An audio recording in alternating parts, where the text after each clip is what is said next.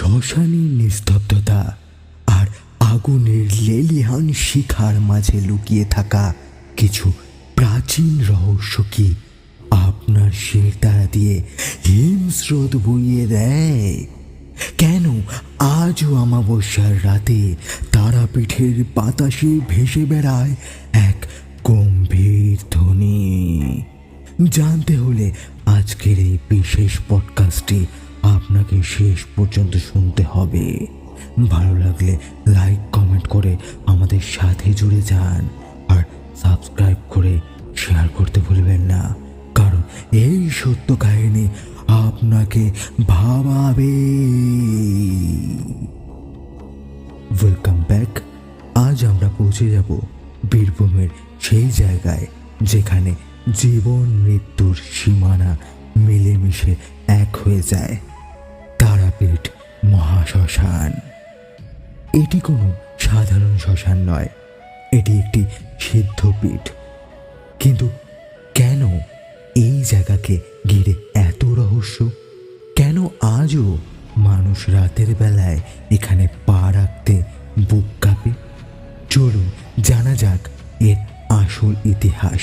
অনেকেই মনে করেন তারাপীঠ কেবল একটি সতীপীঠ, এখানে সতীর চোখের মণি পড়েছিল, কিন্তু এর মাহাত্ম্য অন্য জায়গায়। পুরাণ মতে মহর্ষি বশিষ্ঠ এখানে এসে দেবীর তারার আরাধনা করে সিদ্ধি লাভ করেছিলেন, কিন্তু তিনি শ্মশানের এক শ্বেত শিমুল গাছের তলায় বসে সাধনা করতেন। সেই শ্মশান ভূমি আজ হাজার বছর ধরে জ্বলছে। কথিত আছে এখানকার চিতার আগুন কখনো নেভে না। তারাপীঠের আধুনিক ইতিহাস অসম্পূর্ণ পাগল বাবা বা সাধক বামাকে পাকে ছাড়া। এটি কোনো গল্প নয়। ঊনবিংশ শতাব্দীতে তিনি ছিলেন এক রক্ত মাংসের মানুষ। তিনি এই মহাশ্মশানেই থাকতেন, চিতার ছাই মাখতেন এবং মা তারার সঙ্গে সশরীরে কথা পর্যন্ত বলতেন।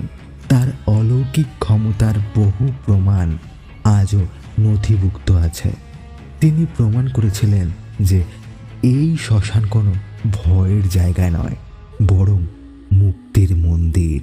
মানুষ কেন রাতে যেতে ভয় পায় তাহলে এখানে? তার কারণ কেবল ভৌতিক নয়, বরং তান্ত্রিক। তারাপীঠ হলো শাক্ত সাধনার কেন্দ্র। অন্ধকার রাতগুলোতে এখানে সারা ভারতবর্ষ থেকে অঘরী এবং তান্ত্রিকরা ভিড় করেন। পঞ্চমুণ্ডির আসনে বসে চলে কঠিন সাধনা। অমাবস্যার রাতে এই ভয় কয়েক গুণ বৃদ্ধি পায়।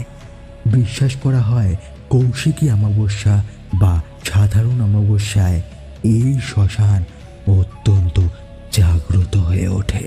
তান্ত্রিক মতে এই সময়ই মহাজাগতিক শক্তির সাথে পার্থিব জগতের সংযোগ ঘটে। সাধকরা এই রাতে মরার খুলি বা মৃতদেহের উপর বসে সাধনা করে, যা সাধারণ মানুষের চোখে অত্যন্ত ভয়াবহ। বাতাসের ভারী হাওয়া এবং এক অদ্ভুত অস্বস্তি মানুষের মনে ত্রাসের সৃষ্টি করে। তবে পুরোটাই কি মানুষের মনের ভুল? না, একদম নয়।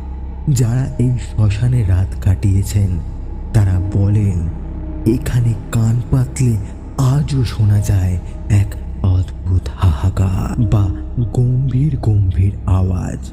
শাস্ত্র বলে এখানে শিব স্বয়ং শ্মশানেশ্বর রূপে অবস্থান করে। এই তীব্র শক্তির কম্পন বা ভাইব্রেশন সহ্য করার ক্ষমতা সবার থাকে না, যার ফলে এক অদ্ভুত মানসিক চাপের সৃষ্টি হয় যা মানুষকে ভীত করতে বাধ্য করে তোলে। তারাপীঠ মহাশ্মশানে ভয়ের থেকে বেশি শ্রদ্ধার।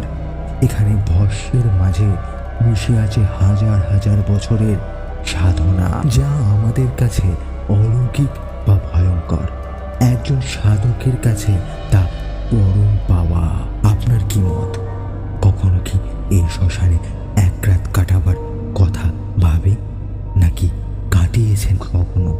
আপনার সেই অভিজ্ঞতার কথা আমাদের জানাতে ভুলবেন না কমেন্টস বক্সে। বক্সে।